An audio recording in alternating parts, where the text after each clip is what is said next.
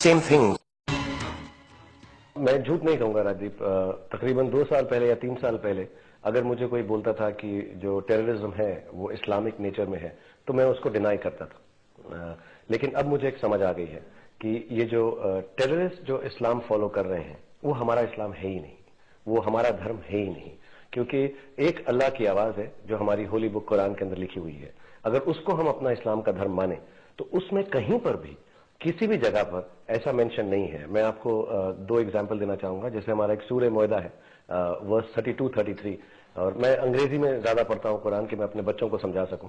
उसमें बहुत क्लियरली लिखा हुआ है कि अगर आप मेरे एक इंसान को मुसलमान को नहीं, हिंदू को नहीं, मेरे एक इंसान को हील करते हैं तो आप मेरी पूरी मैनकाइंड को हील करते हैं।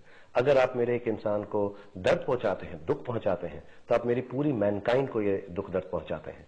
कहीं पर भी इस्लाम के कुरान में, हमारी होली बुक में या प्रॉफिट मोहम्मद में कहीं भी ऐसा नहीं बोला है। उल्टा as a matter of fact लिखा गया है कि अगर वॉर भी हो, अगर आप वॉर में भी हैं, जो हो सकती है, औरत, बच्चा, जानवर और क्रॉप्स को डिस्ट्रॉय नहीं किया जाएगा। और ऐसा इंसान जो करेगा उसको किसी भी तरह से जन्नत नहीं, उल्टा जो खुदा है वो उसके साथ और भी बुरा करेगा। तो ये जो इस्लाम है हमारी आई थिंक अल्लाह की आवाज, अल्लाह की जुबानी है। और दूसरा जो इस्लाम ये लोग फॉलो कर रहे हैं, आई एम सॉरी टू से, मैं किसी के एंटी नहीं जाना चाहता, लेकिन वो मुल्ला की जुबानी है। और मुझे मैं ये एक्चुअली सबसे हाथ जोड़ के विनती करता हूं कि किसी भी धर्म में, चाहे वो हिंदू है, चाहे वो क्रिश्चियन है, चाहे वो इस्लामिक है, प्लीज अगर आप किसी तरह से जो जवान हमारी पीढ़ी है उनको हमारी किताबों का सही मायना समझा सकें।